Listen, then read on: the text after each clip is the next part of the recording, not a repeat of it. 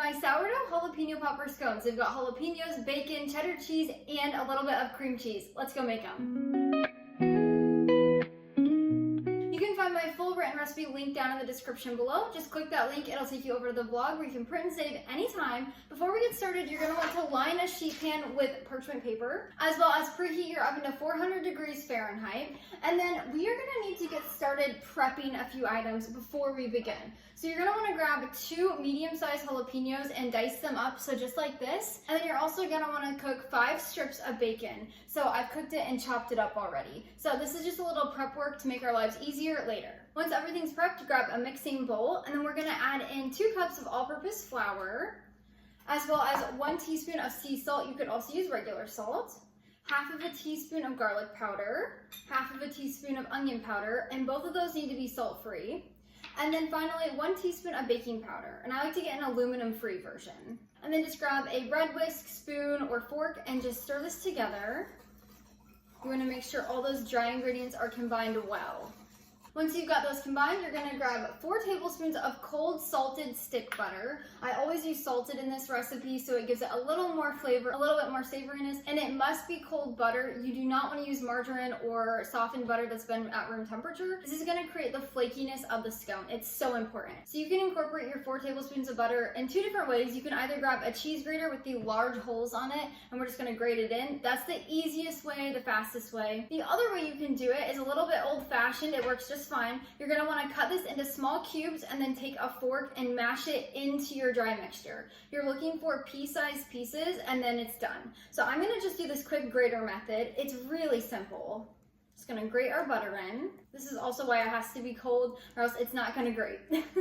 And that's how quick and easy that was. And then we're just gonna stir to combine our butter into the dry mixture. You wanna make sure there's pieces throughout. So just like this, as you can see, there's little chunks of butter in there. And then we're gonna grab 4 ounces of plain unsweetened cream cheese. And this is a really simple step. You're just gonna use your fingers to pinch off little pieces. So about that size, they're just tiny little pieces. It doesn't matter if they're all the same. Just pinch them off and put them into your dry mixture. And try to drop them separately so that they're not all gonna be one bowl. This is the quickest way and easiest way to combine cream cheese into a dry mixture, at least in my opinion. These scones are wonderful for game days. They're a great snack if you're hosting family or friends or a party. They are wonderful. They're just like the perfect little treat. They're a jalapeno popper and also a scone. Who doesn't love that? When there's not really any more room in the bowl for more cream cheese, you can just give it a quick stir to coat the ones that are in there with flour. That way they're not sticking, and then you can continue. So it'll look just like this, and then we're gonna just combine the rest of those into our dry mixture. Just make sure they're all evenly coated in flour. This will help them This prevents them from sticking when they're in the scone. We don't want one scone to have a bunch and not the other. Now once you've got that done, we're gonna grab our chopped bacon that we've already done. So again, it's just 5 pieces of bacon, and then we cooked it, and I like to cook mine in the oven and bake it. You can do it in any way. And then I chopped it up, as well as the 2 jalapenos that we diced up like this into bite-sized pieces. Just dump those in. And then we're gonna add in 1 cup of cheddar cheese that's been shredded. Now I like to grab a block of mild cheddar and shred it at home. You can use pre-shredded, whatever you choose. We're just gonna dump that in.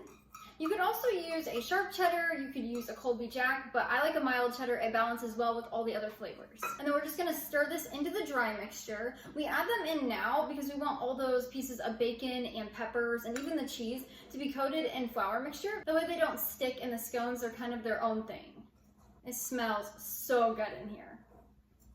Once you've got everything combined, we'll add in half of a cup of sourdough discard, aka unfed starter. And finally, 3/4 of a cup of milk. I like to use whole milk. You could use buttermilk. You could use any kind you really want, but I like to use whole milk. And then we're just gonna stir this to combine.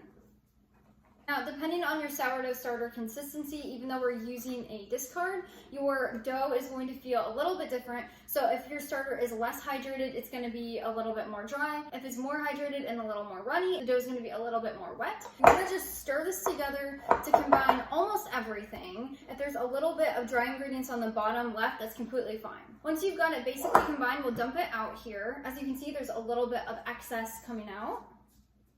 If your dough is really wet, you're gonna wanna add in an extra couple tablespoons of flour. This is gonna combat your more hydrated starter. If your dough is not really combining, you're gonna wanna add in a couple extra tablespoons of milk. That will help with the less hydrated starter. Once you've got your dough out on the counter, you're just gonna wanna use your hands to combine it.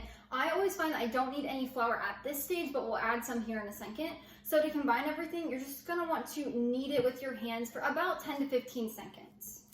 And if it starts to stick, it's okay, we'll add some flour here in a second. All right, when your dough is into a ball, we'll grab some extra flour and dust our workspace and our dough. At this point, you can put your dough back in your mixing bowl, cover it with a lid or saran wrap to make it airtight, and you can pop it in your refrigerator for 12 to 48 hours. This just allows the sourdough cultures to ferment all the other ingredients in the dough. This is completely optional, but it also allows you to make the dough ahead and then the scones later. I'm going to skip that optional step and continue this recipe. So now that we've dusted this with flour, we're going to use our hands to shape this into a 2-inch high, 6-inch wide disc. So we're just gonna kind of push it down with our hands and spin it. That's the easiest way to shape these. Scones are not hard, they are not difficult. You don't have to have any special skill to make them. They're really easy. So make sure you're dusting the top and the bottom with some excess flour, that way they're not sticking. So as you can see, we have a disc. Now we're gonna grab a knife or a bench scraper. I absolutely love using a bench scraper to make scones. I'll leave my link down in the description in case you wanna check it out. But we're going to cut this into 8 pieces. So we're gonna make it like a pie. So I always like to cut it in half and make 2 half moons. And then I like to cut it again into 4s. And then I like to cut each 4 in half. That's the easiest way to divide this up.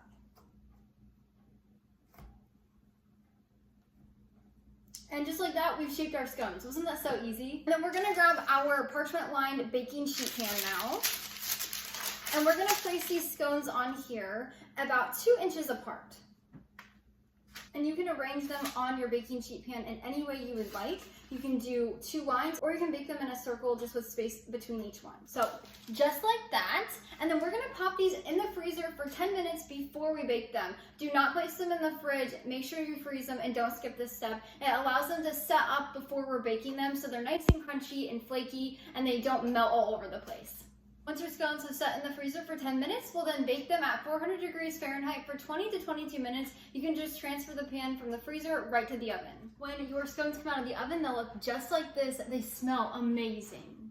When these completely cool down, you can store them in an airtight container at room temperature for about 4 days, or you can put them in your fridge for up to 6. You can also freeze these in your freezer for about 6 months, so they last a long time. I always like to reheat them in a toaster oven or in the oven around 400 degrees Fahrenheit until they're warm and the top is a little crisp. By warming them like that, it adds that texture back and keeps the flavor perfect. I love serving these for lunch, as a snack. You can even serve them for a party. They're really a great scone. You could even eat them for breakfast if you wanted.